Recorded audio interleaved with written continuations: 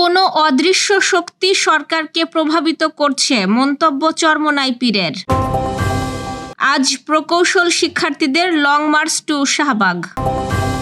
প্রথমবারের মতো নিজস্ব অর্থে জাহাজ কিনছে শিপিং কর্পোরেশন। জাতীয় ক্রীড়া পরিষদের অধীনে গঠিত হচ্ছে ই-স্পোর্টস অ্যাসোসিয়েশন। অস্ট্রেলিয়ায় ইহুদি বিদ্বেষী হামলার অভিযোগে ইরানি রাষ্ট্রদূত বহিষ্কার। দর্শক, গ্রামের কাগজের সকালের খবরে আপনাকে স্বাগত। শুনছিলেন প্রধান প্রধান শিরোনাম, এছাড়াও রয়েছে রাশিফল। এবার চলুন যাওয়া যাক মূল আয়োজনে। চরমোনাই পীর মুফতি সৈয়দ মোহাম্মদ রেজাউল করিম বলেছেন, অন্তর্বর্তী সরকার সংস্কার ও দৃশ্যমান বিচার নিশ্চিত করার অঙ্গীকার করেছিল, কিন্তু সেই সংস্কার কার্যকর হওয়ার আগেই নির্বাচনের ঘোষণা দেওয়া হয়েছে। মনে হচ্ছে কোনো অদৃশ্য শক্তি সরকারকে প্রভাবিত করছে। সেই শক্তি থেকে মুক্ত হয়ে দেশকে পরিবর্তন করতে হবে। মঙ্গলবার শরীয়তপুর জেলা কেন্দ্রীয় শহীদ মিনার প্রাঙ্গণে ইসলামী যুব আন্দোলন আয়োজিত এক সমাবেশে তিনি একথা বলেন। তিনি আরও বলেন যে জালিয়াতিপূর্ণ নির্বাচনের মাধ্যমে সরকার গঠিত হয় তা ফ্যাসিস্ট চরিত্রের সরকার ছাড়া আর কিছুই নয়। দেশের সম্পদ বিদেশে পাচার হয়, বেগমপাড়া গড়ে ওঠে এবং জনগণের ভোটাধিকার কেড়ে নিয়ে দেশকে ধ্বংসের পথে ঠেলে দেওয়া হয়।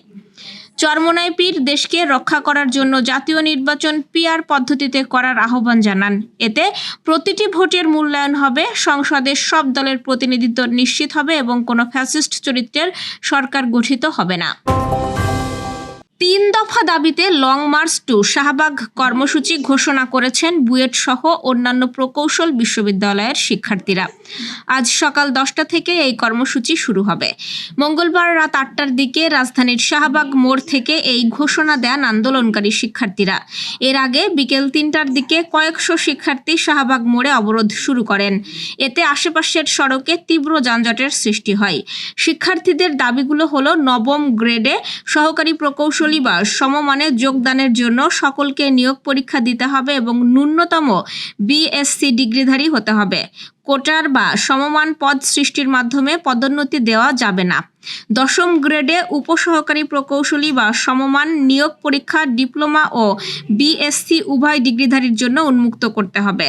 বিএসসি ছাড়া প্রকৌশলী পদ ব্যবহারকারীদের বিষয়ে আইনি ব্যবস্থা নিতে হবে এবং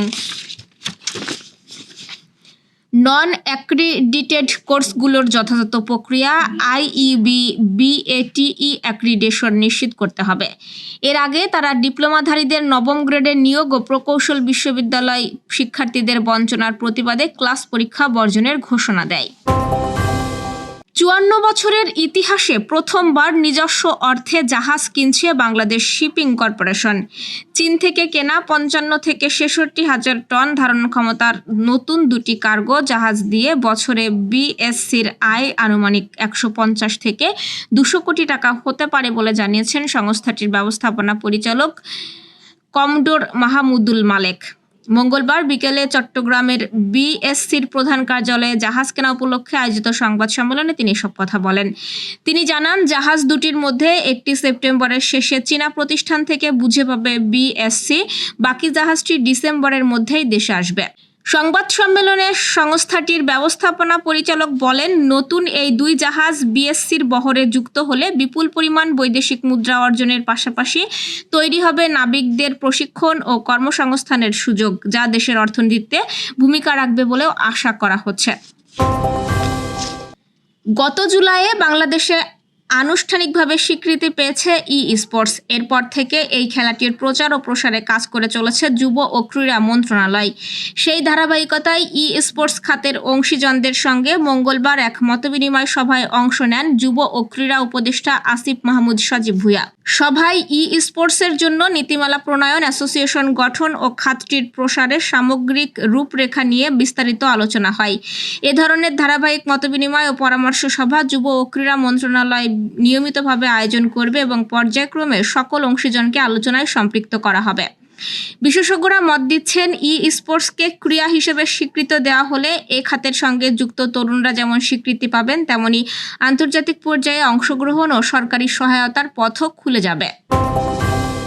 অস্ট্রেলিয়ায় ইহুদি বিদ্বেষী হামলার অভিযোগে ইরানি রাষ্ট্রদূত আহমাদ সাদেঘিকে বহিষ্কার করা হয়েছে। সিডনি ও মেলবোর্নে গত বছর সংঘটিত অগ্নিসংযোগে ইরানের সম্পৃক্ততা সন্দেহ করা হচ্ছে। প্রধানমন্ত্রী অ্যান্থনি আলবানিজ বলেছেন, এ হামলা আমাদের সমাজে বিভাজন সৃষ্টি ও সংহতি দুর্বল করার চেষ্টা ছিল। অস্ট্রেলিয়া একই সঙ্গে ইরানের ইসলামিক রেভলিউশনারি গার্ডকে সন্ত্রাসী সংগঠন হিসেবে ঘোষণা করবে।